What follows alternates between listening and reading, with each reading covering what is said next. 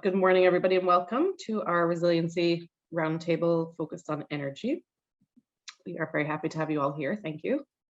We have some great speakers, and we're hoping for a good conversation, sharing resources, sharing experiences.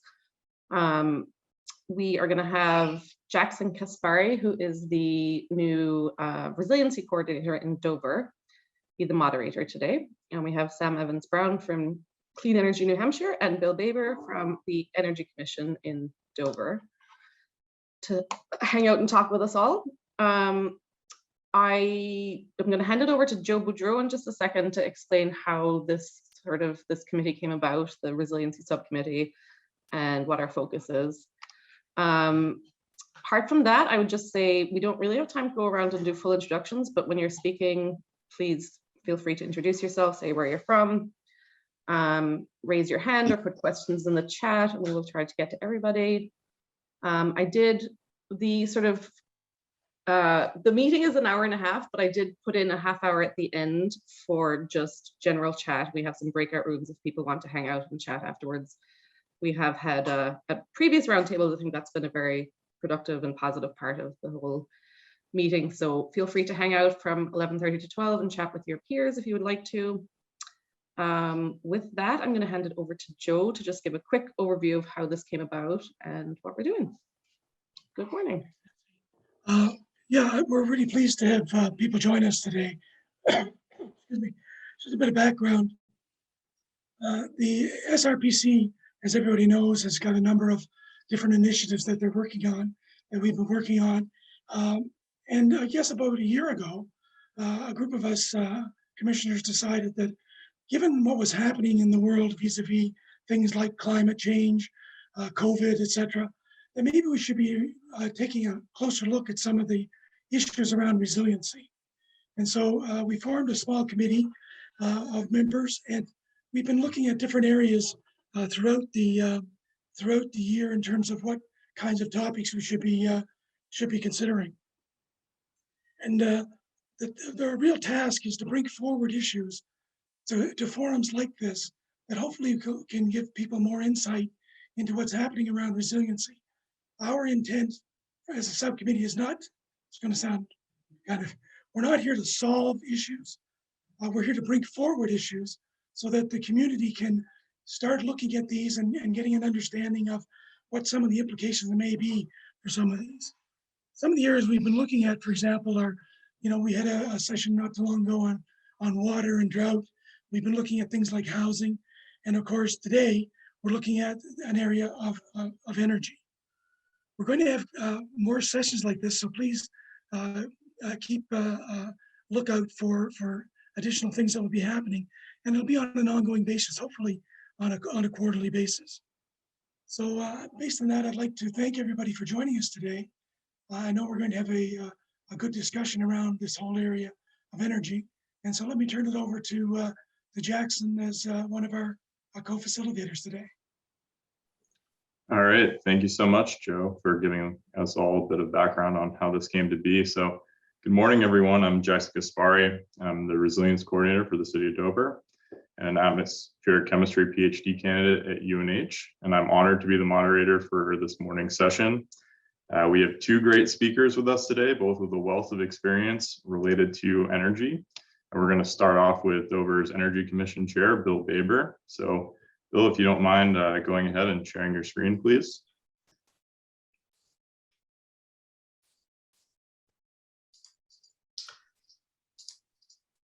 Jackson, someone's going to need to enable participant screen sharing. Okay.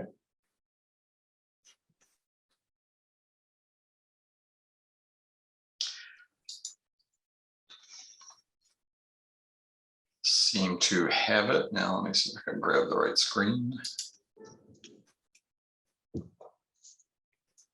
So while Bill's pulling that up, I'd like to give a quick introduction of Bill's background here. So Bill is a longtime resident of Dover who retired from UNH, where he served as a senior IT manager. He holds a degree in communications and computer information systems, and he has served on numerous boards and commissions. As a fun fact, he was a previous chair of SRPC back in the day. And he was a former New Hampshire state representative. He's the current chair of Dover's Energy Commission, and he and his wife are avid travelers and enjoy little things like walking in the woods. So with that, Bill, we're honored to have you, and go ahead and kick it off. Thanks. It's an honor to be invited. So it's great that you have a group looking at these issues. Are you seeing my slideshow? Looks great. Okay, great. So I'm going to run through a series of slides very quickly, mostly just a way to sort of stimulate conversation later. I think most of these things are topics that you're going to be very aware of, and so I don't want to be lecturing to you, but just some things that I always think are important to consider when we're thinking about how to deal with energy. And I wanted to start focusing on why I think planning for energy is really important. First of all, it's it's something almost anybody can relate to. It's a great way to save money, communities spend an enormous amount of energy and dollars on that energy, in the process of heating their buildings and operating their facilities. And it's kind of striking that a large percentage of that energy is wasted, and so there are opportunities to reduce that, big opportunities to reduce that. Things are changing in the energy area. How we're acquiring power is changing really rapidly. When I was in the legislature, the primary source of electric power was coal. Rapidly changed through fracking, basically, to natural gas, and with nuclear power being a strong second. We're slowly, particularly in the state, growing renewable energy. That's something we need to work on, but there are some real opportunities out there. And I think the change, probably the two biggest opportunities, one locally will be community power, which Sam's going to talk about, but the other thing, that if we can help facilitate it happening, we're not keeping up with other states' engagement on offshore wind, but if we can help it happen in the Gulf of Maine, which is the richest East Coast resource for wind power, it's just a bit expensive because it has to be fairly far in fairly deep waters. But the state's not moving as aggressively. Maine is very far out in front on this, and it makes a difference to us. We'll probably get the energy from it, which has the potential to more than power all of the energy needs for all of New England on a theoretical basis. But the jobs that can flow from it, and we're talking billions of dollars here, we need to be participating and being partners with that. I think we all know that how we're consuming power is changing. More and more of our transportation is becoming electrified at a slow but about to explode rate. And the appliances that we use to create energy in our homes and municipalities is changing pretty dramatically. So another great reason, of course, and one that seems to be key to this group, is this is one of the best ways to leverage changes to the environment.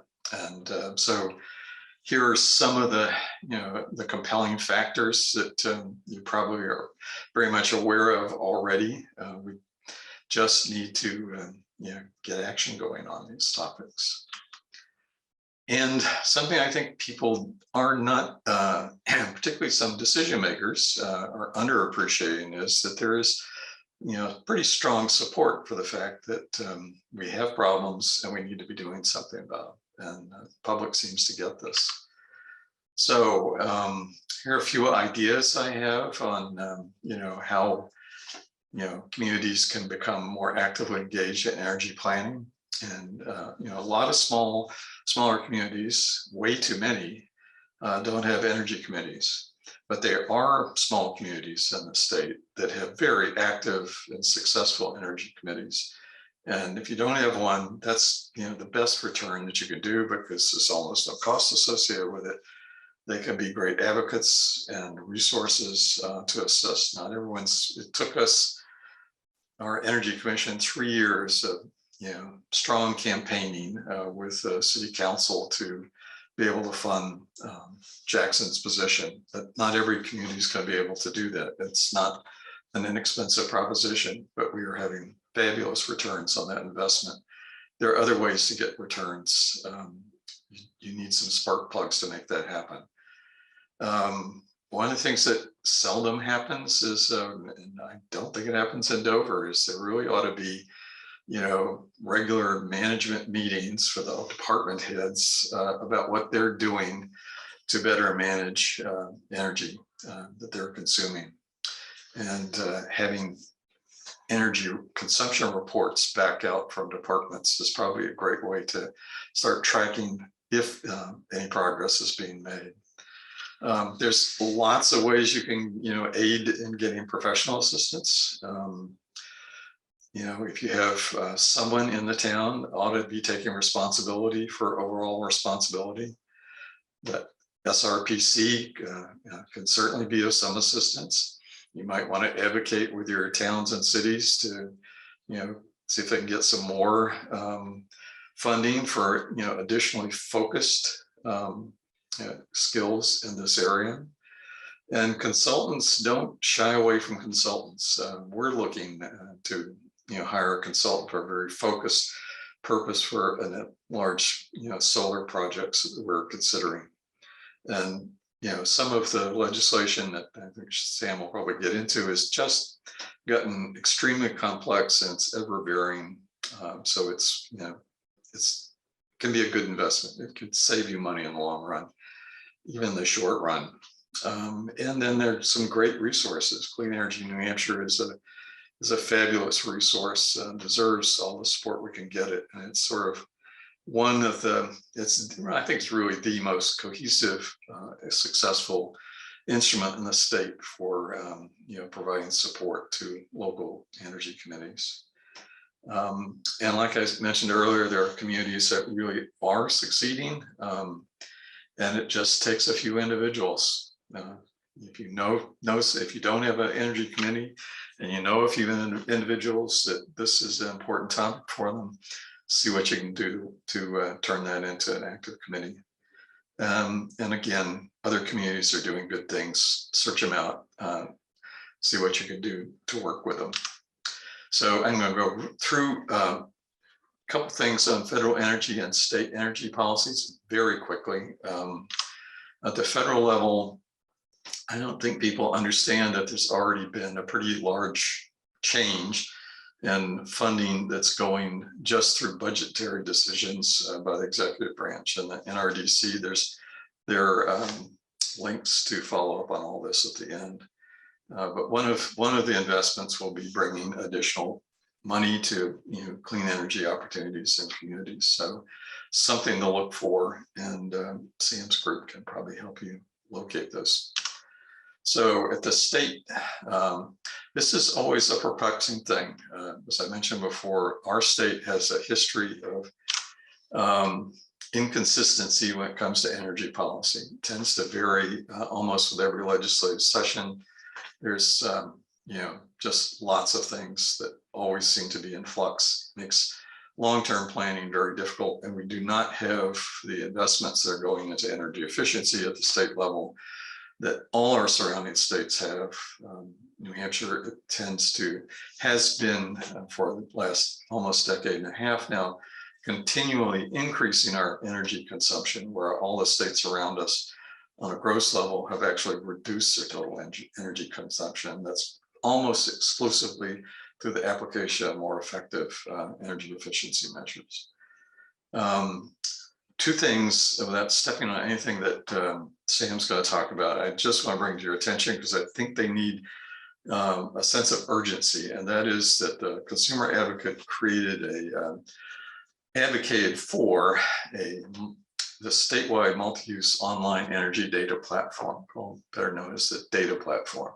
And it's a way for the first time for anybody through an online system to be able to go on and find out exactly what they're consuming from a utility company. And the data has always been there. There's been great resistance from utilities to put the energy into consolidated on a statewide basis. But it's also a fabulous resource that we just don't currently have for planners to be able to look at things at the, at the macro level and understand what's going on in their community. And, it'll be a no-cost option. The law was passed in 2019. It's been through a process. The docket process has a resolution agreement, I believe, that Clean Energy New Hampshire participated in. All parties agreed on it, and that occurred last May. It's pushing a year now, and it's been sitting in the Public Utilities Commission. Not a good thing for something that's signed off by all participants to be sitting around unenacted for such a long period of time. So we're concerned that there are forces there that are looking for a reason to, not make it go forward. So if you have any pull within your community, I would ask them, or, if you have on a committee, write to the Public Utilities Commission, file a filing with on the docket and ask that they expedite this into availability to the entire state. And just something for you to be aware of, the county is, which has a large campus with, as you know, a lot of energy consuming resources on that campus that are owned by the county. And they're looking to see what they can do with solar. They have hired a nationally recognized consulting firm to provide feedback. If you think there's things that they should know that your community might be interested in participating in, or sharing ideas, comments, anything, be great to get in touch with them and let them know. And I have a couple more slides that we'll just share these later that just have resources that were cited earlier. So that's really it. And I'll turn it back to Jackson. Okay, thank you so much, Bill, for walking us through that. Some really interesting points were raised, and I think hopefully those will lead into some great discussion a bit later. But before we open up to that discussion, next we're going to hear from Sam Evans-Brown. So Sam, if you could go ahead and please share your screen. All right. Great. And since Bill took the lead here, I don't have to ask anyone to enable me. That's right. I'll go ahead and give you a quick introduction, Sam, before you go ahead and get started. So Sam is the Executive Director of Clean Energy New Hampshire. He leads Clean Energy New Hampshire in its effort to create a cleaner, more affordable, more resilient energy system in the Granite State. Sam grew up in the Lakes region of New Hampshire, and prior to joining Clean Energy New Hampshire in 2021, he was a podcast host and radio journalist for nearly 10 years, during which he wrote stories about New England energy issues extensively and won several regional and national awards. He's an excellent bike mechanic, a Spanish speaker, and a father of two, and he holds a degree from Bates College in politics and Spanish. So with that, we're happy to have you here today, and go ahead and lead us into our next talk. So I'll try to be brief because my favorite thing is Q&A. So I'll just try to queue up some ideas for the discussion and then hand it off to you all. But I wanted to lead with the local energy solutions banner, because as Bill mentioned, energy committees are really a key actor in this space and in making municipal headway on energy solutions. And Clean Energy New Hampshire sort of has its roots in the movement to organize local energy committees in the mid-aughts, and we became sort of the steward of something called the Local Energy Solutions Working Group, which was intended to be just a convening place for folks who are on local energy committees to talk about the projects that they're working on, the successes that they're having, and the challenges that they're facing. So if anyone is on an energy committee, would like to form an energy committee, you should come to us because we can help you get it done, and we convene that working group. But then the question is sort of, okay, so say you have an energy committee, say you have a select board that's amenable to these types of ideas and is ready to go without forming one, what can you do? And so I thought I'd just assemble the greatest hits list of what the available resources to you all are. So if I can advance my screen, give me just a moment. There we go. Okay, so first of all, you should reach out to us at Clean Energy New Hampshire. We're a nonprofit advocacy organization, and we're member based, and we have different types of member categories, including municipal members. So if you all are not a municipal member already, we make it very easy to be a municipal member. The annual membership dues are like $250 or something like that. So it should be fairly easy to get through your local governing body if you want to become a municipal member. And then we can provide lots of support to those municipal members to access all of the types of programs that we're talking about here today, and also to connect you to other municipal members that are currently engaged in this area as well. So one thought, if you'd like to become one of our members, we can help you get through to all of this. And then I just want to spotlight New Hampshire Saves. I mean, if you do not know about New Hampshire Saves already, it really is a marvelous program that puts forth, that really makes it very easy for municipalities to do a lot of these types of projects. The real trouble with New Hampshire Saves is simply that you have to know about it, and there's some paperwork involved. We at Clean Energy New Hampshire have a program in the North Country that we call our North Country Circuit Rider, whose job is basically to help municipal governments access these types of programs and sort of do the paperwork for you. That is a program we're hoping to expand statewide, sort of region by region. But we also have a staffer who won't work quite so intensively with municipalities, but can help overcome any hurdles you might encounter in the process if you're accessing these types of programs. And just to give you an idea, if you're encountering resistance in your town, we in the North Country, in our North Country programs, have at this point leveraged almost $500,000 worth of incentive programs for municipalities that are working on these types of projects. And the payback on all of those projects is an average of 3 years. We have some that are even lower. So the White Mountain Regional High School recently got $110,000 to swap out all of its lights for LEDs, and that program has a less than 1 year payback with the grant funding that they got, which actually came from USDA in that case. So just so you know, these are incredibly cost-effective measures, and really the only barrier is a bit of paperwork. The other source of funding that is available to you all is the Renewable Energy Fund. So the Renewable Energy Fund is funded by the Renewable Portfolio Standard, which is one of the state's banner clean energy policies that has proved to be quite durable, even in the face of repeated attempts to roll it back. The graph on the right tells you roughly how much is in that fund year to year. It fluctuates based on how many what are called alternative compliance payments, and we don't have to get into what those are, but basically however many of those are paid by the utilities each year determines how much is in the Renewable Energy Fund. Those go to rebates for renewable energy technologies, but also a competitive grants program that you can apply for if there's a project that you have that maybe has a slightly longer payback period and you're struggling to sell it to your local governing body. Just to give you an idea of what types of projects win those competitive grants, here's the report from last year. So about $2 million worth of the Renewable Energy Fund $1 million went into the competitive grant program, and it pays for heating equipment from local sustainably sourced biomass. It goes to upgrading hydropower facilities, but really anything that reduces emissions could be eligible if it's renewable energy. So if you have a project that you're hoping to get forward, but are struggling to find financing, that's a source that's available to you. Usually the grants open around the beginning of the year.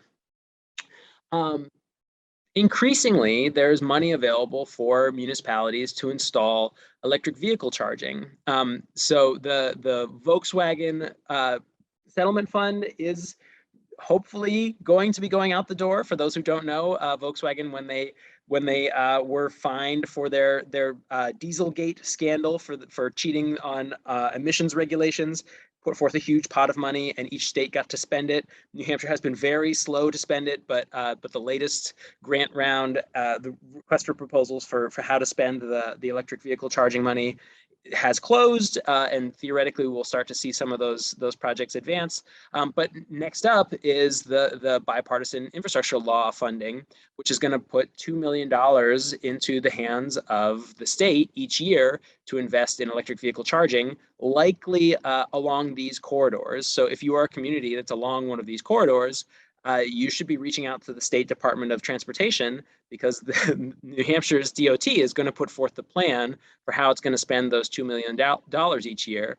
And the money does have to be spent on projects that are along these corridors, but that's not to say that they can't go on to a main street somewhere if your main street is near one of these roads. But more than just the incentive money, I think there really is a growing recognition that there's a huge opportunity when it comes to installing electric vehicle charging, especially on main streets, because of the economic impact that attracting those folks to your main street can have. Maybe you can afford to lose a little bit of money on selling some electricity if it means that folks are going to be cruising downtown and spending dollars in your main street shops for 20, 30, 40 minutes in order to charge their vehicle. And there are a lot of our member businesses can help you to sort of work through the economic models for how that can be paid for locally. Bill mentioned community power. I am very bullish on community power. This was a law that was passed in 2019. The program is yet to be sort of fully created yet. The law had to be turned into rules, and the rulemaking has been very slow to open up, but there is now finally a rulemaking docket at the Public Utilities Commission that is open, and we expect to be finalized relatively soon. And as the other possibilities that I've been talking about so far are ways that municipalities, can reduce your own municipal spending, or can save energy for in municipal buildings. The community power is really much more expansive than that. If you sign on to become a community power aggregator, what happens is that you as a municipality become what's called the default service for all of your residents. So New Hampshire is a deregulated state, which means that you can elect to purchase your electricity from any merchant operator. So you can it's the free market. You can get your electricity from anybody who's supplying it over the poles and wires, which continue to be a regulated business. And for years, that choice, that ability to decide where you get your power from, has struggled to make inroads into the retail market for residential electricity ratepayers, just because it's really hard to sign them up. There's an information gap. There's a customer acquisition problem, which has meant that a lot of consumers have stayed on what's called default service, which is the electricity that their utility procures for them. And that means that often they have paid more than what large manufacturers or large commercial businesses pay on the open market. And when you become the default service for your community, it means that you can start to save money for all of your residents by using more sophisticated market practices than the utilities are allowed to do. And not only that, but if your community does have climate and emissions reduction goals, you can use your purchasing power to start to achieve those climate and emissions goals for all of your residents. And so the logos that I have on here are the three sort of largest actors in the community power space in New Hampshire at the moment. We anticipate that once the rules are finalized, we will start to see more community power aggregation entities start to come into the state. But the one I would highlight is the Community Power Coalition of New Hampshire, which is sort of a nonprofit quasi-governmental agency that has stepped up to try to provide these services in a really sort of democratically governed way, which I think is really exciting and really fits with New Hampshire's local political culture. And the last thing I'd say, this is a screenshot from our bill tracking spreadsheet. that is a members only perk. So you guys are getting a little preview as to one of the benefits that you get as a member. This is a live spreadsheet that everyone who is a Clean Energy New Hampshire member can log into and see what's happening at the legislature from week to week. We update it every week. And I would just say that municipalities have a unique place of credibility in New Hampshire politics. And the hearing rooms in the New Hampshire legislature, you'd be amazed at how frequently there's no one there, right? Bills come up, one or two people testify, and based on that testimony, New Hampshire lawmakers make decisions about how to set policy.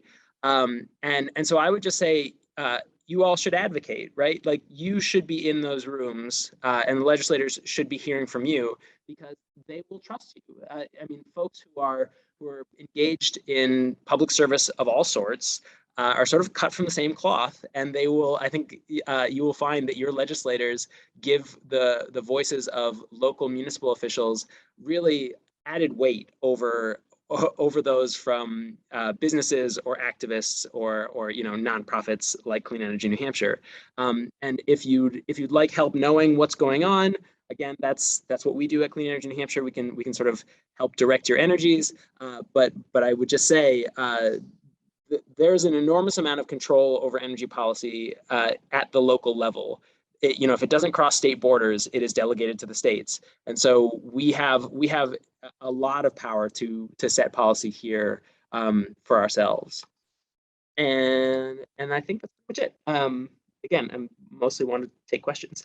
So thank you for inviting me, and thank you for the time.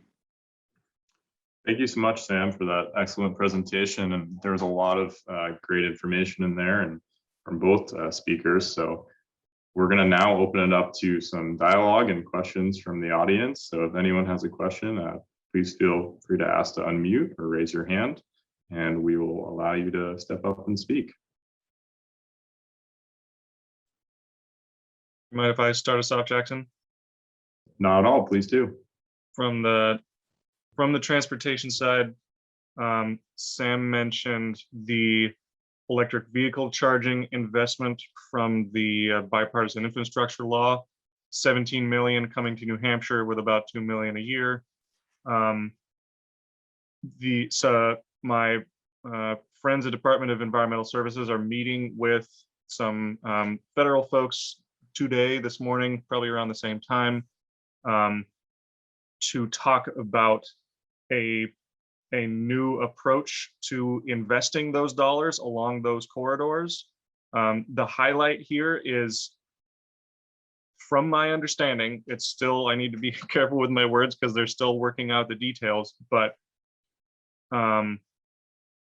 the money will be prioritized for areas that kind of already have charging in place, public charging. It's going to be invested along those corridors that are ready. The corridors in our region, in Stratford County and the Stratford Regional Planning Commission area, 16, 202, and 4 highways are all EV pending, meaning they're kind of a couple of steps behind those ready corridors. Ready corridors are ones that have direct fast charging in a public place, no more than 50 miles apart and a mile from the highway. That is a change from the previous definition. It was 5 miles from an exit. So this is all to say that the more that communities do now to implement and invest in public charging stations, the more they'll have access to that federal funding down the road. That is kind of the headline for me. I'm going to find out more today or tomorrow from DES folks after their meeting with federal folks. We have some resources that can help identify good locations for new public chargers, but communities may already have plans in the works. I had another thought and I've completely lost it. Yeah, maybe I'll think of it. Did that make sense to everyone? I just want to chime in and say, I'm so the guidance document about the bipartisan infrastructure funds dropped last week. A lot of us digested what was written, and I actually had a call with DES last week as well, in which I asked some of the very questions that you're talking about, Colin. And I think that my takeaway is that we're actually not 100% sure what's eligible, right? And so I would say to be continued. This is all very new, and I would wait to hear from DES about how their meetings with the federal government go before saying, because the EV ready corridors in New Hampshire, my understanding is that it's just 93, right? And so if the money is only able to go to EV ready corridors and not to the EV pending corridors, that would mean that we would be just installing $17 million worth of charging on 93, which seems crazy to me. Right. And so I in my conversations with DES, they believe that the EV pending corridors will also be eligible for funding. But but the headline really, I would say, is that the state is going to submit the plan for how to spend the money. And there are eligible categories for what the money can be spent on that are beyond just the equipment itself. And so, for instance, there's something called a demand charge for those, if this might be too much in the weeds, but if you have something that draws a large amount of electricity at a given time, the utilities hit you with this thing called a demand charge that basically is, it's to pay for your impact on the grid for that large draw. And the problem with EV chargers, especially the fast chargers, is they draw a huge amount of electricity. But if you only plug in one car a day or one car a week, you don't spread that demand charge out among enough customers, and you wind up, the electricity can become prohibitively expensive. And so demand charges are a real barrier to the economics of electric vehicle charging, especially when there are only a few electric vehicles on the road. And one of the proposals that, for Maine, for instance, spent some of their Volkswagen money on just paying down demand charges so that public, so I highlight that fact just to say that the state is going to write a plan. And I think that all of us should be trying to give feedback to the Department of Transportation to make sure that they know what we're hoping that money can flow to.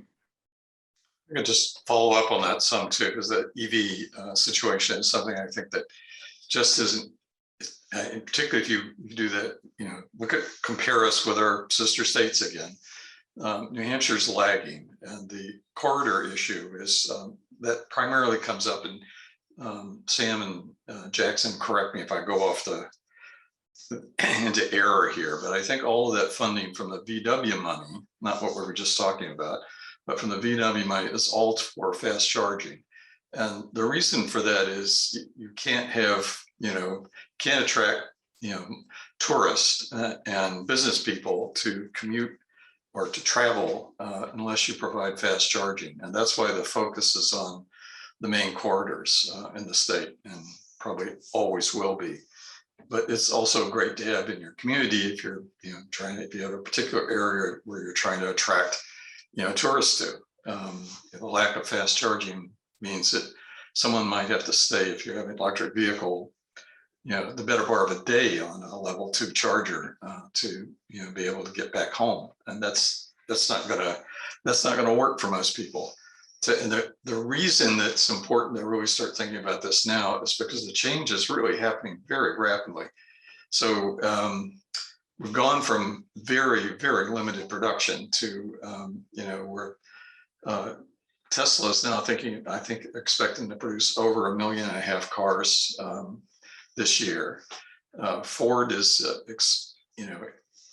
Ford, General Motors are also have really high targets for the near future, where several reports say that half of the cars produced by the end of this decade will be electric vehicles. They're going to need facilities and resources, to support those. And level 2 charging in your communities near your businesses or on your business properties is going to be something that people are going to be looking for. It'll be a choice from one community to the other. If I can't get, top up my vehicle while I'm shopping, could be a determining factor. So, opportunity, which also means, because the infrastructure is getting stronger, that the viability of public transportation using electric propulsion is also getting much more attractive, both financially and practical sense. Thank you all for that additional perspective on EV charging. Really great to hear that. I see a question from JB Mack. So JB, if you want to go ahead and unmute and ask your question, please. It's a relatively straightforward question.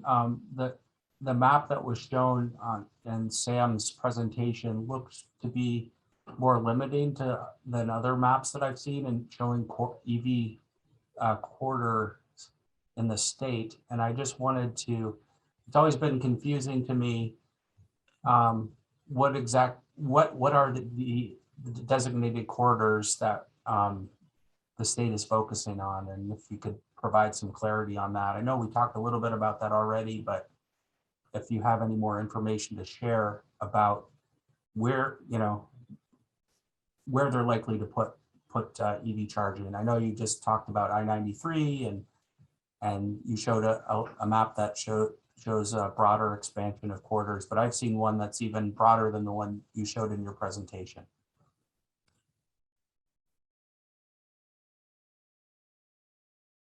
So let me pop up what I believe you're talking about. This one, is this the one you're referring to? Sorry, yes, I thought actually the one that you showed didn't have didn't have all of this in it. So Yeah, that's why I was confused. Yeah. So this is this actually might be, that presentation is a little old. Let me see if I can swap over to the slide. Right. So this is the map I showed. And then are you all seeing as I toggle back and forth between these? No, still seeing No. it. Okay. So then I'll do a new share. I'll go. So here's the one I showed in the PowerPoint. And I think you're correct. I think this one is slightly out of date. Because this is I just sort of grabbed it off my hard drive. Versus I believe this is the one that is the most up to date. So there are a couple more corridors on here. This is a pretty low res image because I screen grabbed it out of a DES presentation. So the real takeaway here is I think there's sort of there are a lot of moving pieces. Do not know exactly what the federal money is can be spent on until we get until the DES has their meetings with the feds, and then we don't know what the state will propose to spend that money on until we see the state's proposal, which is not due until August 1st. But yes, I think you're correct that this is the most up-to-date map. Can I just a quick piggyback question? Do you know what bureau at DOT is going to be handling this plan development? I do that not. Information yet? I do not, and I'm not 100% sure that they know the answer to that yet. Okay. Yeah, it's all very Thank new, you. right? The guidance came down last week. Right. Sam, is DES and the DOEs participating in this process too? I would anticipate that they will give feedback. I think this is going to be a new muscle for the state DOT. They do not have an EV program because the DES has administered, previously the Office of Strategic Initiatives and the DES together were administering the Volkswagen funds, and now that has been moved all to DES, and the DOE is not involved with the Volkswagen funds. But the DOE is involved in all of the PUC regulatory work that involves, the utilities, electric vehicle make-ready investment proposals, as well as, the utilities electric vehicle rate proposals. So they're proposing actual special rates just for EV charging that would hopefully deal with some of the economic problems that I alluded to with the demand charges. So I would anticipate that yes, that the DOT will be getting a lot of feedback from those two agencies. Yeah. Great, thank you. I believe Steve Diamond has the next question. Go ahead, Steve. Thank you. Greetings. It just occurred to me that the more often we're charging, the more often there are options for people to find charging, then the vehicles could be lighter and cheaper, potentially. So not everyone necessarily needs Teslas, is what I'm getting at. So vehicles could get cheaper. Also, might it make more sense to attract people to the state level routes than the interstates in terms of seeing the sites? I know here in Barrington, our town center is the 9-125 intersection, and that's the sort of place that we would prefer some business to show up at rather than at the interstate level. And one question specifically for Colin, greetings. You often have talked about there's different standards for the interface for charging. Can that be standardized more? What is the latest on that? How complicated is it? Do you mean the actual plug from the car? Yeah, like there's a Tesla standard and then there's other stuff. Right. I actually don't know what the regulations are that guide that. The public stations have to have, I don't know if it's federal or state, public stations have to have the kind of universal charger. Tesla is their own proprietary thing and they have adapters and all that stuff, but the sort of public non-Tesla network, I believe, is required to have the universal charger, and I forget the designation. It's a J and a 1 and a couple other characters. Standardized. What do you know? Yay!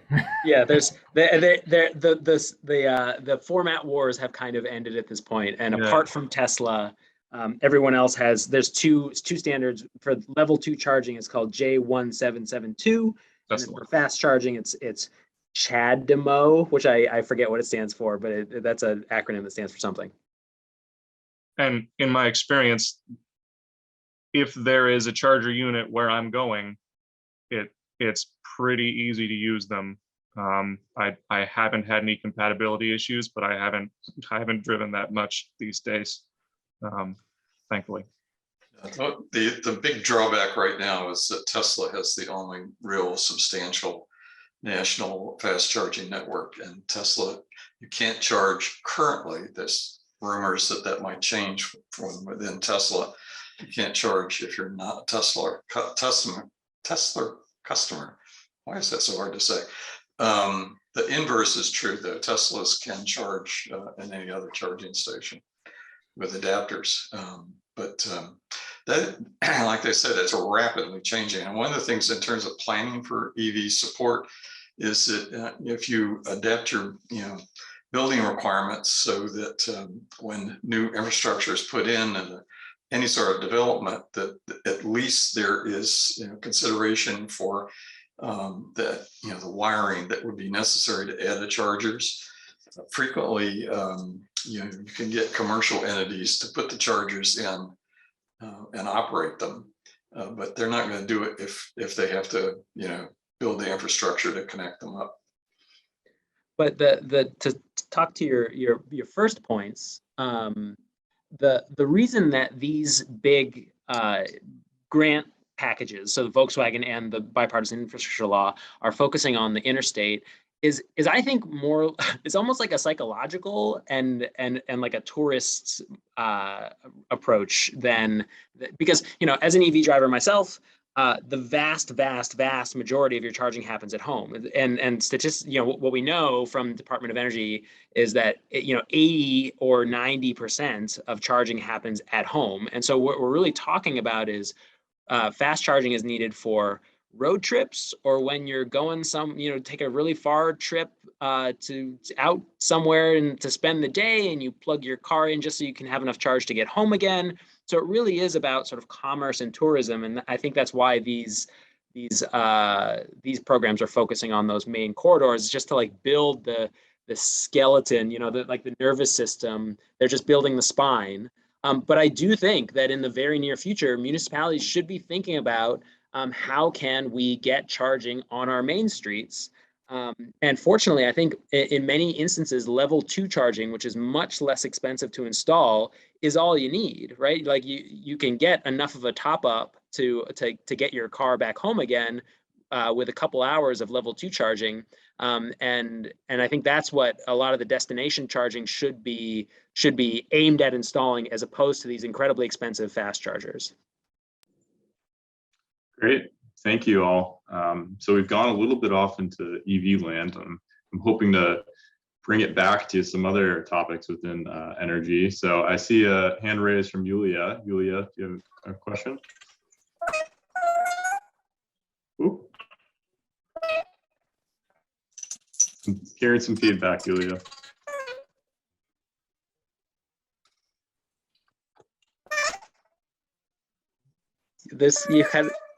You kind of sound like you're part of the Chipmunk band. You need a different audio source of some kind, like a different microphone, different webcam, something like that would probably work, Yulia. Or if you'd like, you could type your question into the chat, and I see that there's some other chat items. We could look at them. Yeah, for now, Yulia, why don't you type out your question? And I'll go on to a question from Elena Rogers, and then we'll circle back. So Elena, would you like to unmute and ask your question, or would you like me to read it? Sure, I can just so I'm clear, is my vocal coming in, my audio working?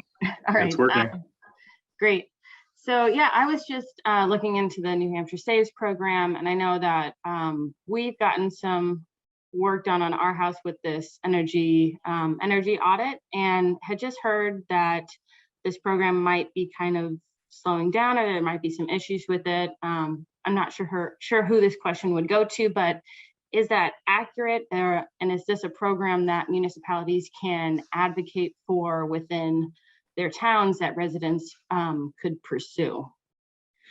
Yes, is the answer to both of those questions. So the background here is that on November 12th, the way the state's energy efficiency programs work is they are funded through a very small charge on everyone's electricity bill called the system benefits charge. For your average ratepayer, it costs you like $2 a month, depending on how much electricity you use. That because of that little adder onto people's electric bills, the program has become a target for certain large manufacturers that don't like to have any adders on their electric bills because they have very big electric bills. But the way the monies are allocated is that every 3 years, the utilities and other stakeholders come up with a 3-year plan for how much energy efficiency investments the state should be targeting. And what happened was that the latest 3-year plan, the PUC did not make a decision. They punted making a decision on whether to approve the plan or not for 11 months. They were supposed to approve it last December, and they made no decision until November. So they waited for 11 months, and then they issued an order that basically dismantled the whole program. That prompted a very strong pushback from basically every quarter. Even the folks who had opposed the 3-year plan said, well, we oppose the 3-year plan, but that's not what we meant. So the Business and Industry Association and the Department of Energy, both of which had been skeptical of the 3-year plan that had been proposed, they both came out against the order that the PUC issued. And so basically this has been my entire job for the past 3 months, is to try to roll that decision back. And in fact, last week, we saw some progress that the PUC did relent and has reinstated the budgets for 2020. And the utilities are planning to reopen the New Hampshire Saves programs on sort of a rolling basis. So yes, the funding hit some snags. Yes, they are something that are available to municipalities. And I would anticipate that in the very near future, that funding will be much more secure, because a bill was just passed yesterday unanimously in the New Hampshire House and is headed for the governor's desk that would essentially future-proof the programs and make it so that the PUC is not able to issue a decision like this again in the future. So you should reach out if you all have more questions about the municipal programs. Please do reach out. That policy in particular is sort of Clean Energy New Hampshire's baby, and we've been working on it for the better part of a decade. And there's much more that I could tell you. But yes, they're great programs, and please do advocate for them, and please do access them, because everyone should be accessing them. Thank you. Awesome. So Yulia has entered some questions in the chat, so I'll read those out for her. So she wanted to circle back to public transportation, and she was asking, how do we empower people in our communities to use cars less and use more public transport? Well, one thing is providing alternatives, obviously, and we're not really great about providing bike paths in many of our states, cities, and towns. Alternatives, better walking trails. Thinking about how you do development in the community. Are you concentrating, like-minded businesses to minimize transportation needs, and look for, this is another area that people are skeptical about this, but autonomous small electric vehicles are been road tested now for a couple of years, and this decade is going to see things like that popping up on your streets. Do you have a way, for people to park those when they're wanting to use that to, get out and about? Yulia had another question about building codes, which is always a sore point with me, because it's sort of like the foundational thing that you can do to drive energy efficiency. One of the problems with the building codes has always been, it just takes forever to get them enacted. And I'm not sure what legislative hooks or legal hooks towns can have to go beyond them at this point. Maybe Sam has an idea about that, but the national codes can take years to develop from the first drafts. They have to get approved, which takes more time. Then they have to be approved at the state level. So they're usually, just from the time of onset to implementation, is usually over a decade. So, pretty hard to think about, if you're trying to plan something 2 decades out,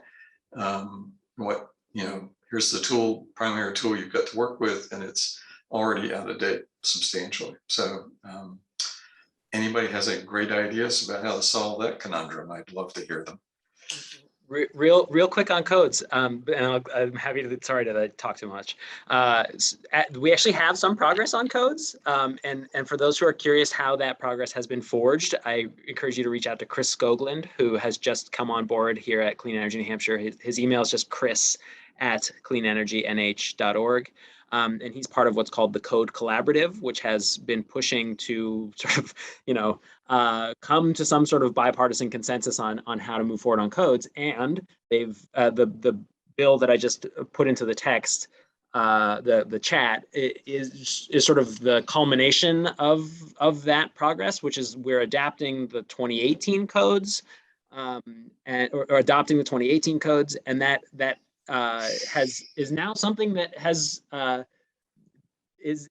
been seen to be a good idea in the House Republican caucus. It passed out of bill as ought to pass, and the reason for that has been because of the voices of municipalities, in particular, talking about the fact that not adopting, leaving the building codes out of date for a decade means that municipalities' insurance rates start to go up, and that type of testimony was really helpful in starting to move House Republicans that were listening, I think, a little too closely to folks like the New Hampshire home builders who just sort of constantly complain about codes, but also even the home builders. We've started to bring the home builders on board with keeping the codes up to date as they come out. So. But anyone who's interested should reach out to Chris as to what it has taken to find that consensus. David asked about tidal energy. It has been examined repeatedly for a long period of time. Tidal and wave energy, some of the more successful implementations, I don't know if they're financially successful, have been in Scotland, where they have just sort of ideal situations for tapping wave energy. Tidal energy is it's been, UNH has run a couple programs to look at that. It's feasible. The problem is it's not as cost effective as other alternatives at this point. And it's, it's difficult to do if you think about it, because I mean, if you talk about riverine energy, I mean, we've done this for years. They're called dams. So we probably have what we're going to have in terms of dams in this state. One thing that has not been done is to provide this sort of, and this may change because most of the dams are now qualified to produce power under group net metering, which is, so they can now get power at a much better, get reimbursed at a much higher rate than they were in the past. So they may be able to upgrade their plants because a lot of them are using technologies that are very old. Can I ask a quick question on that? Just further, Jackson?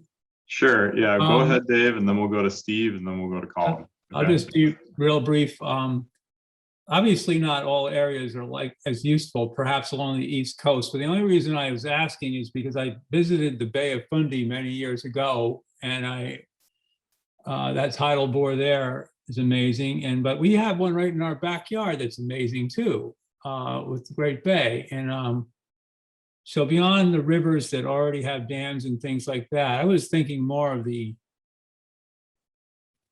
unique locations along the East Coast, especially in the Northeast, when I was asking my question. I did read years ago about in Britain, and it might be the one you were talking about that I read that's just been too long.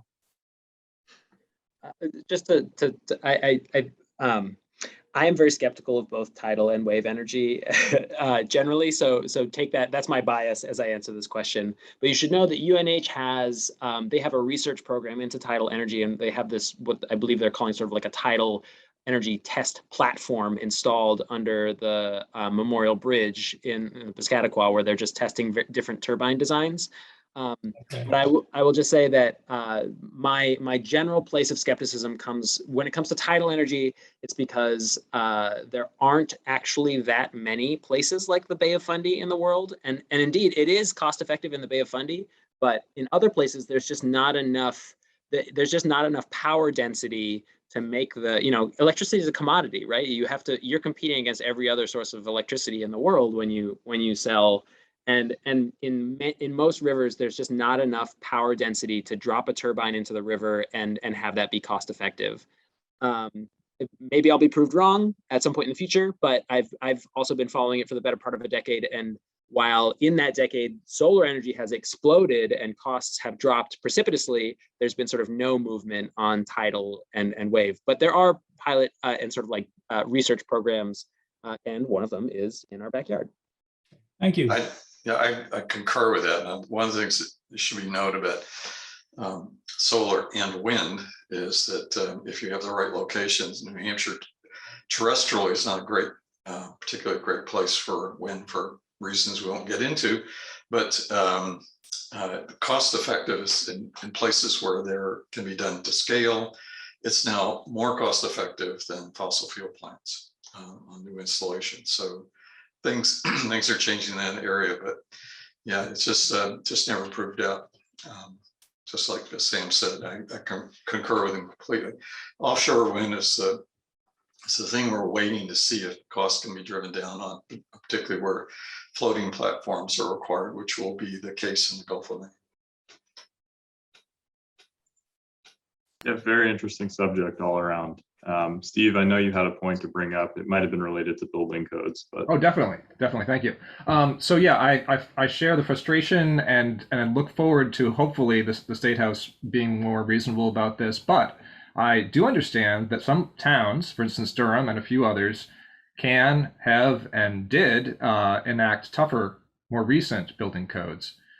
So I understand that it's possible to do it on the local level, which is great. Yes. So please do. Well, I do know a little bit about that because Durham, and this goes back, I think, over a decade. Durham adopted a then available standard that the state, I don't believe the state had adopted, or at least for the entire building code. And so they adopted just out of the building code, the current national building code, the energy component of it, which was a couple cycles newer than what was available. But I don't think that happens any longer. I think that they haven't done it since then. And I think that the state has been a little bit more prompt, but most of that lag is not actually at the state level. Most of that lag is actually at the federal creation level. It's done by independent organization, I believe. So Yulia brought up three things, if I might jump in here. So building codes, we talked about that. Cars less, that's a great point. I think the answer, in my view, is multi-use paths, which also have a lot of recreational value. And the third thing she brought up was a distributed grid. And I have a couple thoughts about that. I happen to be a ham radio amateur, and I have an IT background just like Bill. And so I've been thinking, like, often the grid is down. So if my street, France Road in Barrington, we have a lot of solar panels on a lot of the roofs, including my own. So my understanding of what it would take to have sort of an emergency mode whereby the electricity that's generated on France Road could be used in a distributed fashion a half hour a day at a time.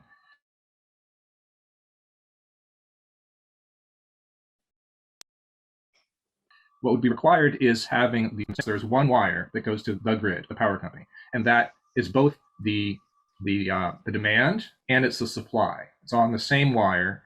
We use what is coming in real time, and any extra goes to the grid. Well, if there's a separate connection so that a remote control system on my street have a switch that would turn on and off the demand, but always still have the source, the solar panels, connected to my section of the grid. So if there was a power outage where there's lines down elsewhere, but maybe my street is online, then at least on a daily or every other day basis, people could pump some water, flush a toilet, charge a cell phone. That would be a real step forward in the resiliency of our grid, which I think is a potentially inspiring idea. So the distributed energy is really something that we should be expanding and finding opportunities for it. I don't know about the example that you're citing, but there are some interesting regional projects that were done.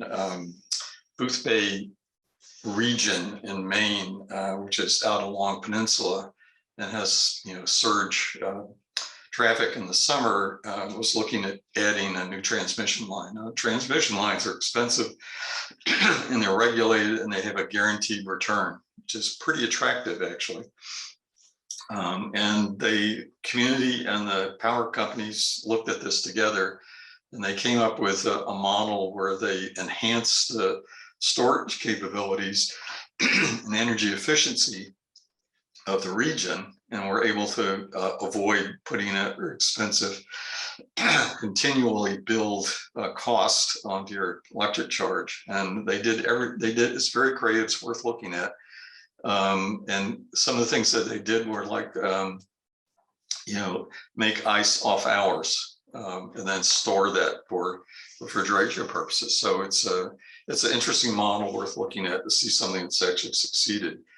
Eversource and Durham UNH were going to participate in a pilot project, which I think died.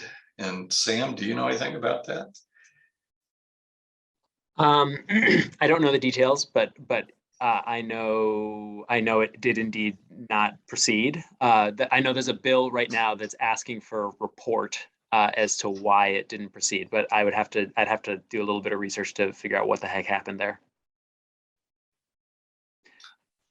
It's a good example, and part of what they were going to be looking at was including some local storage so that the community could be independent if that interruption happened.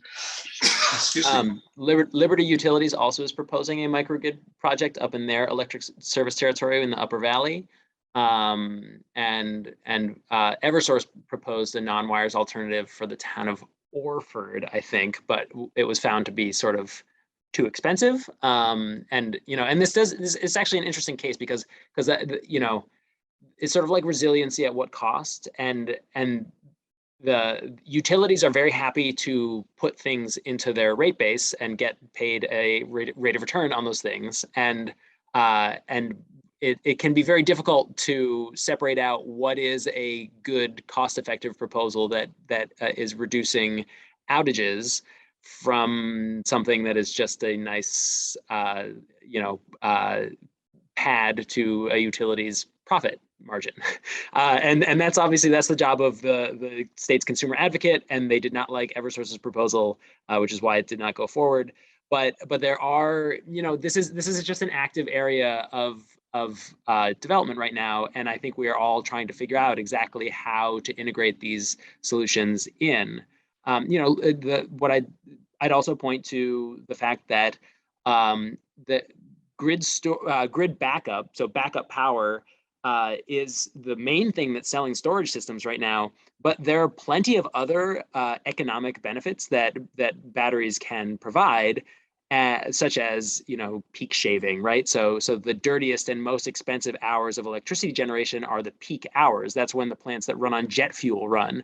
And if we can reduce those hours, that saves everyone money. And that's something that batteries can do as well.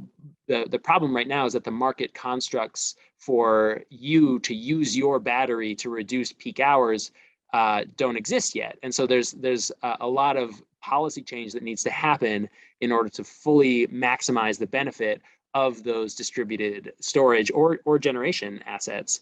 And that's the work that we are trying to do at Public Utilities Commission, day in and day out. Great. Thank you for that input. Colin has had his hand up for a while, so go ahead, Colin. Sure. Thanks, Jackson, and thanks, everyone. Wanted to kind of come back to a couple of things Yulia mentioned about local transportation and public transit. JB has a great point in the chat there about not subsidizing parking and sort of changing the local approach to transportation. As far as new sidewalks and multi-use paths and so forth, based on the past few years, I expect New Hampshire Department of Transportation will be holding another round of funding for the Transportation Alternatives Program. That is the federal dollars for non-motorized transportation projects locally. I believe that based on the past will be in 2023. Not exactly sure when in 2023, but now is the time to start thinking about a multi-use path or better sidewalks or an update to a street to include better safety for your walkers, bikers, folks in wheelchairs, that sort of thing. Your friendly regional planning commission is a great place to start on that. We all have pretty good resources for cost estimates to at least get through that straight face test phase of developing a local project that can get you in the ballpark for kind of planning and budgeting figures. So great, never a bad time to start thinking about those projects if you have one in mind. Wanted to just, you mentioned public transit as well, Yulia. I'm really excited for things like distributed energy generation and electric vehicles and all of those things. They're all very, very shiny and important, but none of them will replace the need for and value of public transit, in my opinion. And if you're talking to folks about, there are very obvious economic benefits to local energy generation and those sorts of things. But you can always mention that we did a study in our region of the benefits of coast economically, and both directly and indirectly, they were responsible for about just shy of $26 million annually in the region for employment and job, employment, transportation, the people they employ to drive the buses, healthcare benefits, and those sorts of things. So just putting it out there that New Hampshire still, as a state, does not support public transit operation, and that falls to municipalities. There is a lot of money in the infrastructure bill for public transit operations, but public transit operators will not be able, like Coast, will not be able to take advantage of that without additional match. And so they need your support for both at the local council to provide that local match. And I would argue even more so to advocate at the state level to legislators to provide state match for public transit operators. And one of the easiest things to talk about is the fact that coast and public transit operators are not eligible to use turnpike toll credits in New Hampshire, which the state generates because we have the turnpike system. There is a surplus of toll credits, but coast does not have access to those to match federal dollars currently. And so that's needed advocacy from the local level. Thank you. Colin, you should craft a bill. Maybe work with Sam to craft the bill, and I'm sure David Waters would sponsor it. I work with Senator Waters pretty often, and then I'm always here to help advocate for coast and public transit. Thanks for that input, Colin, and for all that you're doing for the state. There was a question in the chat from Louis Grandin, who is asking, are there any large-scale energy storage projects being developed in the state or region? I know Sam's put some answers to that in the chat, but if you want to go ahead and speak to it further, Sam or Bill. Yeah, so I mentioned this a little bit, and I apologize if this is in the weeds, but there are tons of benefits that battery storage can provide, and lots of different revenue streams that battery storage can access. The markets, though, need reform before we can get to the point where any operator can access those benefits. As it stands, it really is large scale batteries that can so just to take one step back, there are all sorts of energy markets that are operated by what's called the Independent System Operator, ISO New England. And those are for energy itself. So energy is bought and sold on a market in auctions that happen every 5 minutes in order to balance electricity demand real time. But they also have markets for what are called ancillary services, which are things like voltage regulation and frequency regulation and all the the technicalities that keep the grid from going down. And batteries can provide those services, but in order to provide them, you've got to be able to bid into ISO New England's markets. And so it's entities like large scale owners of power plants that have the appropriate accounts to be able to do all that. Which is to say that so far the easiest way for a battery storage operator to have a functional business model is to essentially to act as a power plant, more or less. That said, Massachusetts put out a procurement in which they issued a request for proposals to purchase battery storage. It's basically how it works is their utilities issue the RFP and they write a contract to these storage operators to bring them online. That's seen as sort of a way to kickstart the market for storage in New England. And in response to that, we are seeing some large scale storage come online. There are also opportunities for sort of medium scale storage applications to be installed at commercial entities. And again, that's for demand charge management. So it's not just electric vehicle chargers that are hit by demand charges, it's also big factories. And so if you can install a battery and make it so that it trims your consumption and makes and therefore you don't go above the threshold that triggers a demand charge, there's a business case for installing battery storage at your industrial facility. And so there are some sort of like medium scale projects that are being developed at places like that.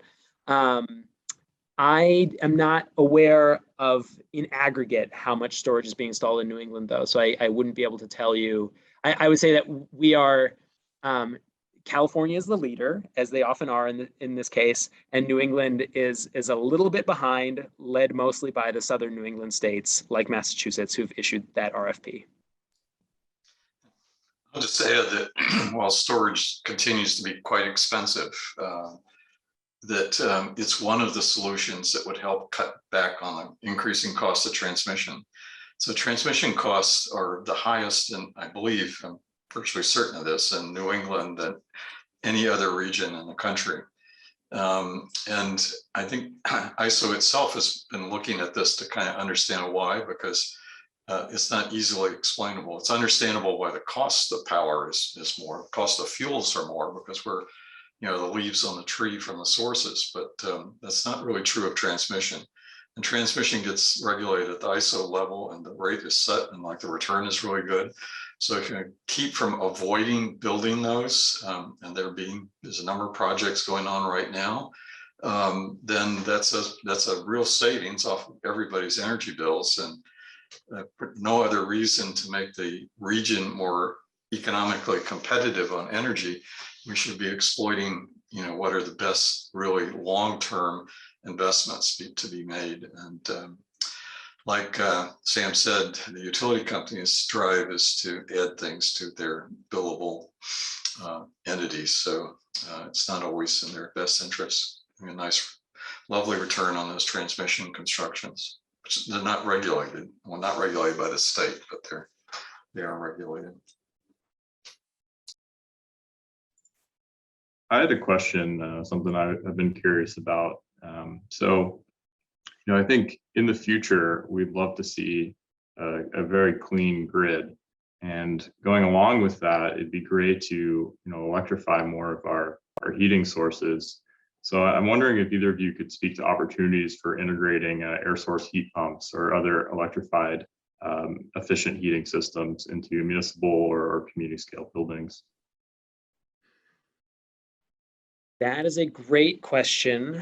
New Hampshire does have rebates that are provided through New Hampshire Saves for heat pumps, and the rebates rise with, you know, with the size of the heat pump and with the efficiency of it. But those rebates are smaller than, you know, once again, this is going to be a theme. Those rebates are smaller than those provided in our surrounding New England states. New Hampshire is sort of the hole in the donut in many ways when it comes to our energy policy. That said, heat pumps can be incredibly cost effective, particularly when paired with on-site renewable generation. So if you've got a building that you can put solar on the roof of it and net meter your electric bill, and then you electrify your space and water heating loads, the payback periods can be very attractive, even with the rebate structure that we have here in New Hampshire. And so the main impediment to that type of a project is that there's high upfront capital costs, but municipalities are in an excellent position to amortize those capital costs out. And so then the only other main impediment is the fact that this is all new, and facilities managers look askance at these technologies, and particularly those who have been around for a while and saw the last generation of heat pumps that frankly weren't great. And so there are a lot of people who need their understanding of the capabilities of the newest generation of air source heat pumps updated to realize that there's been a huge amount of technological innovation on air source heat pumps, and that they can in fact provide reliable heat at our latitude. So it's again, this is why, as Bill said at the outset, you need spark plugs, right? At the municipal level, it really is a job of convincing, you know, changing minds one person at a time that these solutions are in fact ready to deploy today. And there are plenty of businesses that can help you make that case, because more and more businesses are seeing that they're like, hey, there's a real model here, and we can make a livelihood by helping towns and residences make this change. I'd just add that there are, you know, contractors in this area that are very knowledgeable about installing air-to-air heat pumps, and the ones I've talked to, you know, can roll out a business model that show that they're, you know, sans credits, they're still cost effective, you know, of their life cycle in a very positive way. Then another thing where planning and communications can help is if you've got large projects where, you know, there's going to be a lot of soil overturn, ground source heat pumps are even more effective, and and when you're doing a large project like a big box store or something like that, the time before you lay the foundation is the time to put that in, because it's very makes it much more cost-effective situation. And one of the other downsides of, you know, Sam was saying it's really more cost-effective to put solar on a roof where you're consuming a lot more power locally, and that's again because we don't have the incentives that other states are providing around us for the energy that's put back onto the grid. So you want to use as much of it as you can before it gets on the other side of the meter. Yeah, thank you both for that perspective on heat pumps. I think it's really interesting, and it'll be awesome to see how that progresses as we move forward. Elena Rogers brings up a really good point that, you know, some of these energy topics that have been raised today are very complicated. And she's wondering, you know, are there resources available specifically to help people understand what is currently happening in New Hampshire and what their options are for advocacy and individual actions? I know that Peter Nelson raised the point that, you know, Massachusetts is doing a pretty good job at this, and Sam's brought up that NHPR put together an article that sort of helps address some of these things. But I don't know if either of you could add some perspective on how to make some of these subjects a bit more digestible to everyday ratepayers in New Hampshire. Yeah, direct them to Clean Energy New Hampshire's website is a great place to start. High praise, high praise. However, I'm not sure. I'm, you know, this has been my mission for the past 10 years, is to try to explain the energy system to folks. And unfortunately, I don't know that there's a real great shortcut, because it just, you know, genuinely is complicated stuff. And it's why I'm very glad that increasingly communities are starting to recognize that they ought to have professional staffers like Jackson, whose job is to figure this out for the community, because it really does need to be someone's job. And it's also why we at Clean Energy New Hampshire would like to make our circuit rider program available to more communities, because not every community has a big enough budget to have a full-time staffer figure this stuff out for them. And so a model of sort of shared staff, I think, might be the way forward. You know, because you know, I tell this to folks all the time. It took me the better part of 5 years to feel like I was competent enough in the energy space to have conversations with people who work in this area professionally. And what does that say? You know, can we be expecting every member of a local energy committee to spend 5 years learning about a subject? No, I mean, it just tells you that there needs to be folks who help guide new entrants into the space to the appropriate resources, and you know, and that's what we try to do. So please do reach out if you have questions. We are a resource.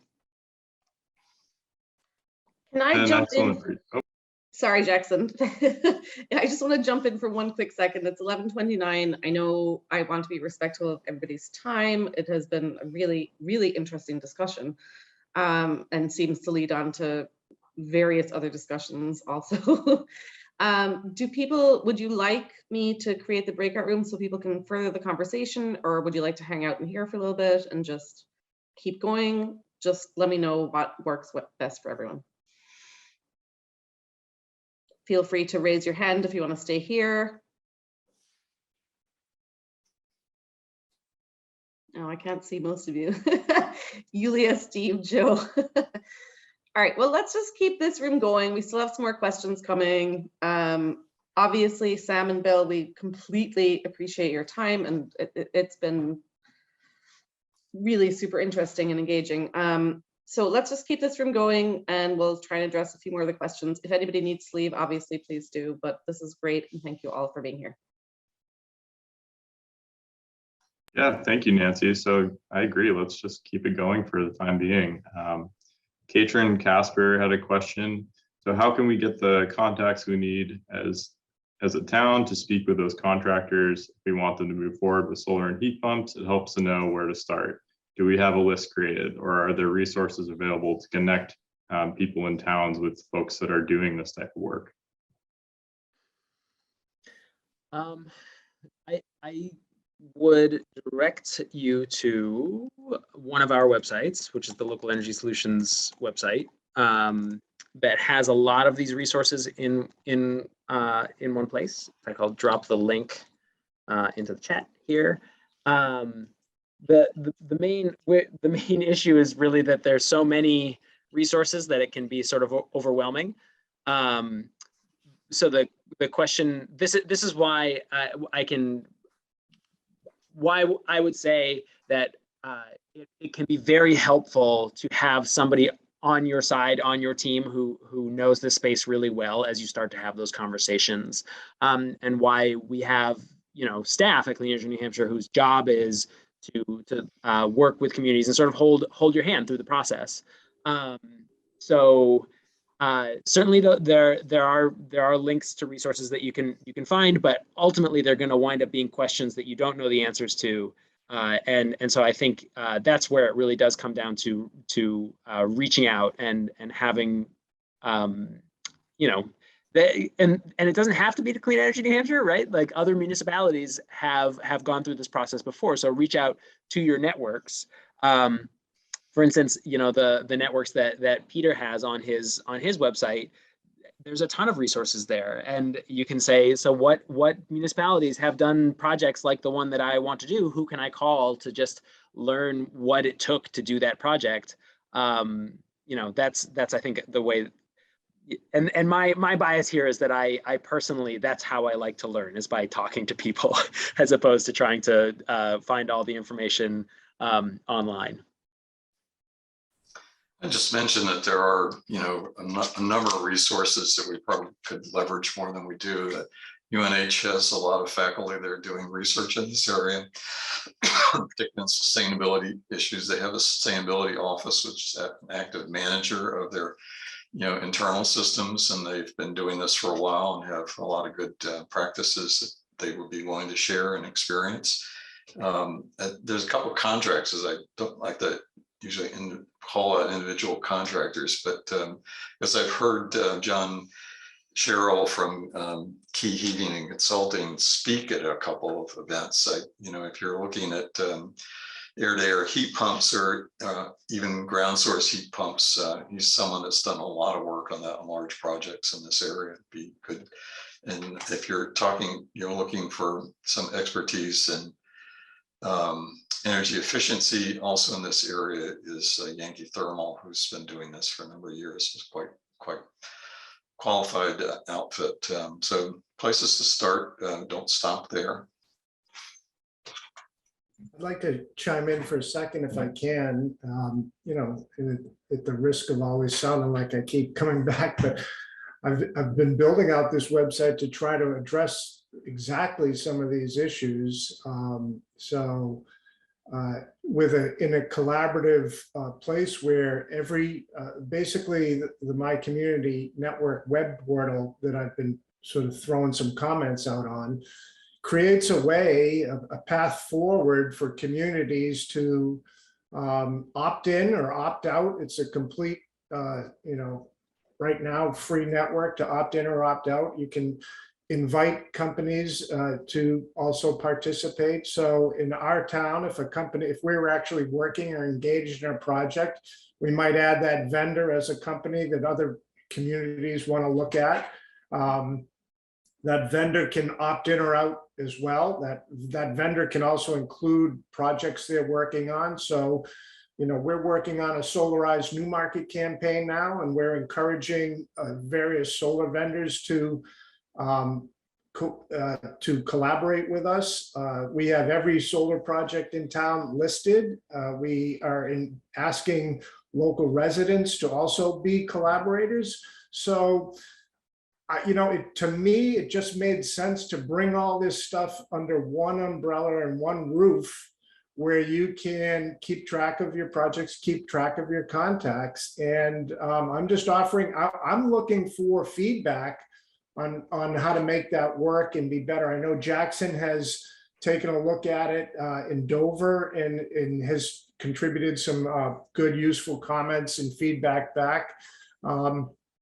I would just encourage folks to take a look at it and let me know if this can work. And I would like to find a better way to incorporate some of this both with what Clean Energy New Hampshire is doing, what Community Power Coalition is doing. All of the members of the Community Power Coalition that have been sharing data with me have brought in their energy consumption and production projects and data.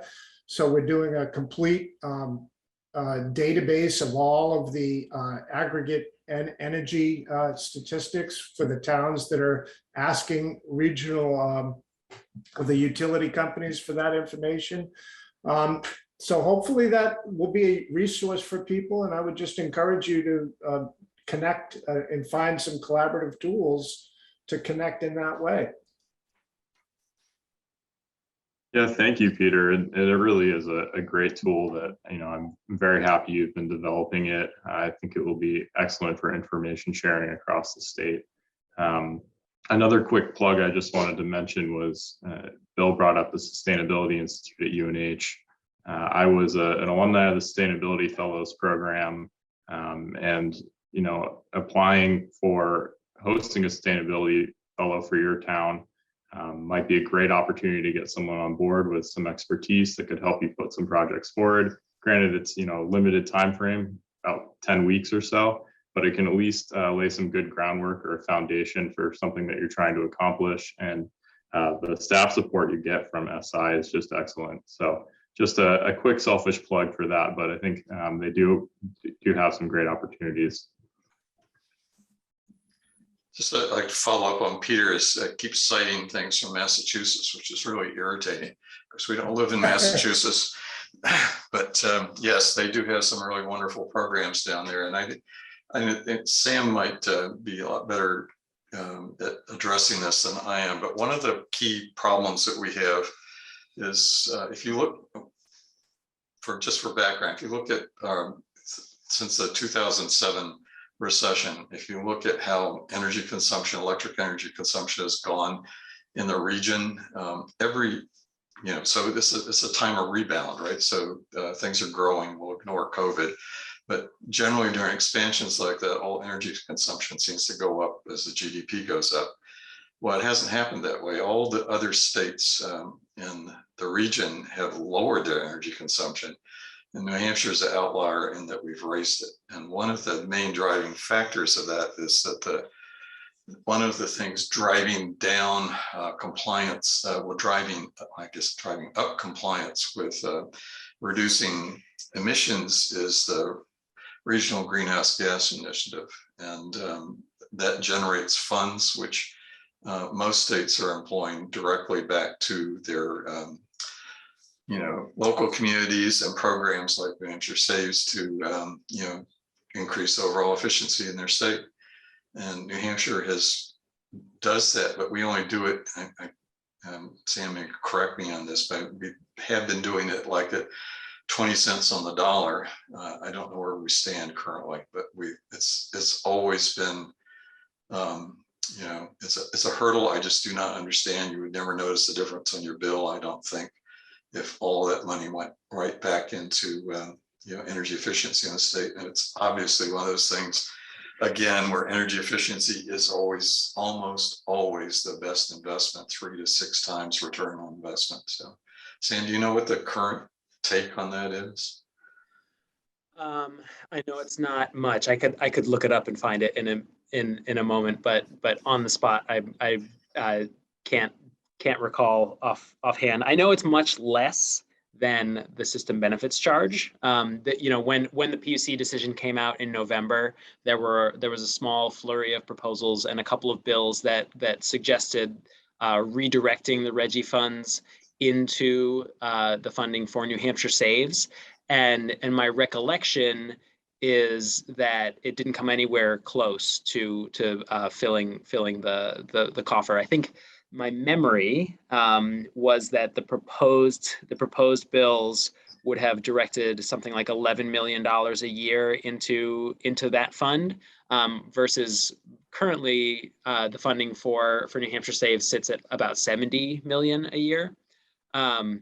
So RGGI is a sort of small and modest program, and I think it's a really interesting conversation about to go off on a small tangent, if you hang out in this space for very long, you'll start to hear about something called the carbon fee and dividend. Carbon fee and dividend is the idea that we should put a price on carbon, and then all of the revenue from that new tax should then be sent back to folks as a dividend.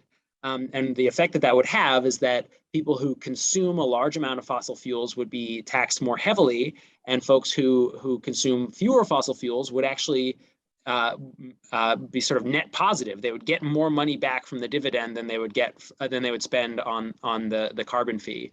And essentially, what we've done with Reggie is we've turned it into that, because that's how we use the ratepayer funds, is we rebate them back to consumers. And basically, the short version of the story is that the price on carbon that Reggie represents is so low that it has not been transformative, and that you need a stronger market signal if you want to really rapidly drive carbon emissions out from the electrical generation system. So that's just me on my soapbox for a second that about Reggie. I see Joe has his hand up. Go ahead, Joe. I had a couple of questions. One is, and Yulia, I saw your note regarding pricing, how people are paying for this. In other jurisdictions, the electrical companies have come up with ideas like, if you operate your dryer at 8 o'clock or 9 o'clock at night, you will pay less than if you operate it at 8 o'clock in the morning when demand is higher, those kinds of things. So that's one thought. Is there anything like that happening vis-a-vis the electric environment here? And the second one, Bill, you mentioned early that there's been an energy reduction in states like Maine. How did that happen, number one? And what was the implication from a cost point of view? Because obviously distribution costs don't go down, I presume. But was there a reduction in pricing to individuals, or just a reduction in actual usage? That was a pricing driven thing. It was it's an energy efficiency thing that, and one of the things I will disagree a little bit with Sam on this, because I think Reggie is a very powerful tool. One of the problems has been that the rate structure doesn't get upgraded enough. And I think it was about 2014, there was a major shift, from coal-fired plants to the dominant being gas-fired plants. And they can operate more efficiently than almost anything. Burning toenails, I think, works better than coal, but it's just more cost effective. So the margin that they were getting to meet the compliance requirements was dropped significantly. But my understanding is purely driven by increasing efficiency across the state, and those are done most effectively at large sites, large consumers. But it's the data are there. You can go look on ISO New England has a portal that you can go peer through and dig through these data. It's one of those things that will make your hair hurt, but there's a lot of great data there. EIA has a lot of Energy Information Agency at the federal level has a lot of good data on how states compare. But the short run is, we got what we got, and we need to start acting on things in an effective manner. I forgot what the first part of your question was, but I know it was something I wanted to address. What was the first thing you were asking about, Joe? Yeah, basically, other jurisdictions have environments where a smart grid can say, if you operate at 8 o'clock at night, we'll charge you less than if you operate at 8 o'clock in the morning when demand is higher, et cetera. So in our area is primarily serviced by all of Stratford County. Someone raise their hand that knows, is it all Stratford County is EverSource, or is Unitil in parts of it for electricity? I don't know. Co-op maybe in parts of the north part. So to the best of my knowledge, the only extensive program in the state is the electric co-op, which is much more democratic utility. And they've had smart metering available for some time, and I don't know how extensively it's been deployed. Unitil has talked about doing it. I don't know where they're at on that. Eversource has always pushed back on it, but it's really unfortunate because again, it's, being able to operate the system as a whole in a more intelligent fashion, reducing demand like you talked about through smart systems and being able to signal to large consumers that aren't independent acquirers of power when and how best to fluctuate their consumption. And it's just unfortunate. It also gives you better personal data about how and when you're consuming power. It's not particularly expensive to implement these things, so you can kind of guess why they're not being done.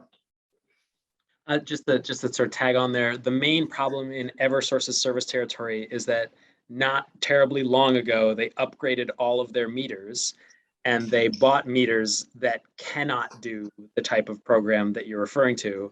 And so they sort of back themselves into a corner. And even though everyone is at the Public Utilities Commission is more or less shouting at them to implement these are called time of use rates.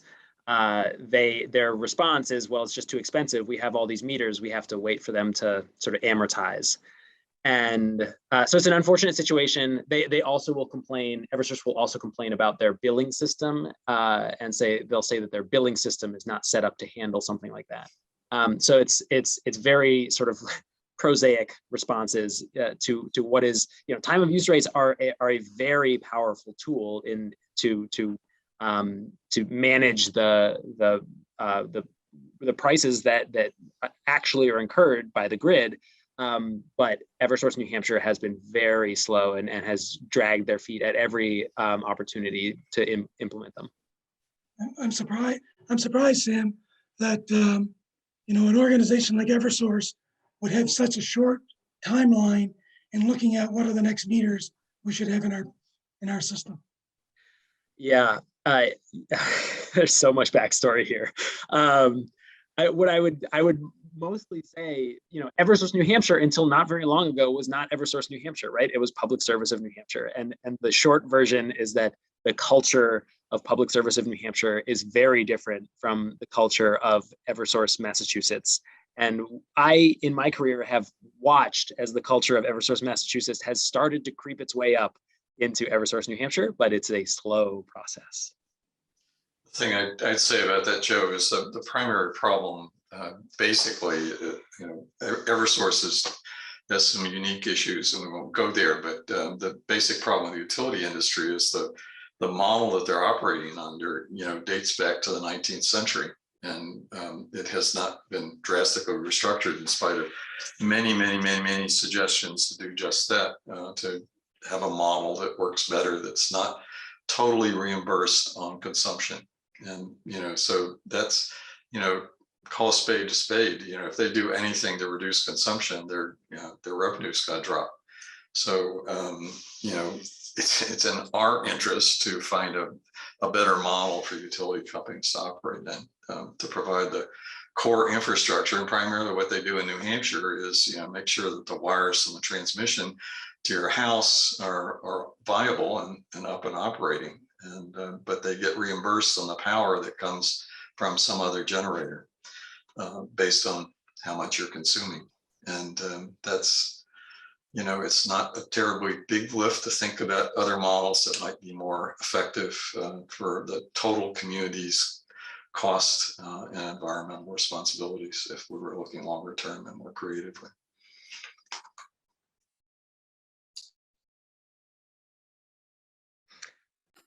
If this would be an acceptable time, I'd like to share a quick personal story on the local, very ultra local level. So within 2 miles of where I live here, there's the Swains Lake Dam, which is split concrete block from the colonial area. At least it looks that way. It looks rather precarious. It's listed as a high-risk dam in terms of if it were to fail, it would take out Route 125. And like more than 90% of the 3,000 dams in the state of New Hampshire, it does not generate electrical power. There's reason to believe, based on experience in the Pacific Northwest, that if we were to open up end to end, a significant number of our own rivers here, that the number of salmon might come back to an extraordinary level. Like clogging the rivers is the anecdotal colonial story of how many salmon there were once upon a time. But anyway, so I'm on my planning board, and I spoke with the town planner here in Barrington, and I said, well, we have this dam, can't we do something with it to make electricity? And she said, well, that would probably cost millions of dollars. It could well be true. Bonding that for the small rural town we are would be sticker shock. So as we were discussing earlier, if we valued that electricity more because it's truly sustainable, because it is truly local, because it is generating at times when other sources like wind and solar are not, it's extra valuable. And if the grid were designed in a way that we would have more security in a crisis in terms of resiliency of getting that electricity first because we're right here, then maybe our town would value that more. In terms of the, and then there's the potential tourism aspect. If we could have a local charging station at the quaint old Caliph's Corner, then that was truly from only sustainable sources, that would be a marketing advantage, I think, that would get people to stop and get a sandwich while they charge up their vehicle in a responsible way. So these are some ideas that I'm having based on what I've been hearing, and I hope you find them interesting and useful.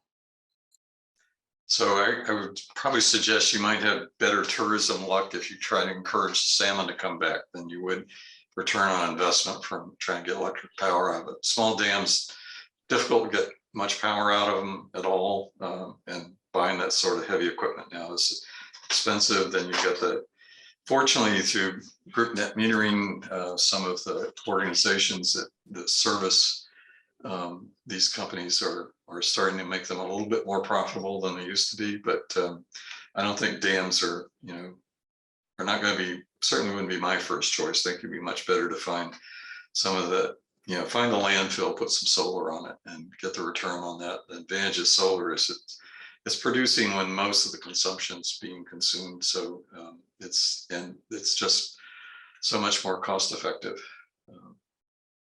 But yeah, it's creative thinking. I love creative thinking. Okay, so I see the questions are slowing and the participants are slowly dropping off of the call. So I think we're about at time to wrap up, but if anyone has some final thoughts or questions, now would be the time to share those with our two great speakers. Well, if I can just jump in quickly, I would say this has been a really informative, interesting, productive discussion. I was going to launch a poll, but we've lost a bunch of people, which is totally fine because we went long. If you guys have any follow-up topics you think we should sort of pursue as another roundtable agenda, or the topic of a roundtable, I think that would be very helpful. You can email me, O'Connor, NOCONNOR at Stratford.org. You've all got my email because I've been sending invites crazily. I think this has been really great, and I really thank Bill and Sam for super engagement and just a ton of knowledge and information. Oh, I like that, Yulia. Yeah. If there's any sort of follow-up or need for more interconnection, please let us know. This was really great. Thank you, guys. Nancy, if I could just ask one question of the people that are still here. Are there communities that you represent and live in that do not have an energy committee? I just looked it up. I live in Rochester, and it looks like they don't have an energy committee, and yeah. Summers Red does not. Yeah, you should make them. Should be a personal goal for everybody here. Get your community to have an energy committee. We did nothing else today. It's important, and you have a great resource in clean energy in Hampshire to help make it happen. I was also noticing while this whole presentation was going on that out in Derry, they actually have a net zero task force that they've been doing, and they have a goal of having net zero carbon for town maintained properties by 2025, which I thought was really interesting, and that they're actually on target to reach that by next year with a landfill solar panel project that they've been working on and getting through town council. So I definitely encourage people kind of, reaching out maybe to those municipalities, because they're, it's not just an energy commission. They also have these other task forces as well that, at least the only one I've been able to find in New Hampshire is dairy. But yeah, still really cool stuff. So thank you. There are others. Hanover is very aggressive and is pointed to a lot. Portsmouth also, Bill, correct me if I'm wrong, doesn't Portsmouth have a net zero plan that I think is sitting on the shelf right now? So anyway, there are towns that are doing it, and it is increasingly cost effective. So it is no longer the rhetoric of sacrifice and this is expensive. It really can save your community money. And just something you're interested in, I think one of the best examples, particularly for a small city, is Keene. Keene has worked at this for a long time, and they have a very detailed, it's not aspirational, it is a plan to get there, and it's online, and anyone interested in energy planning should look at it. UNH also has an incredibly comprehensive climate action plan as well. I was involved with some of that work, and so I'd encourage folks to check that out also. I mean, if we come back next year, maybe Jackson will be doing a presentation on Dovers. That would be wonderful. All right. Thank you all. Awesome. Thank you so Yes, much, thank everybody. you. This was great. Thank you Thank you, very much. Sam. Thank you, Bill. Take care, everyone.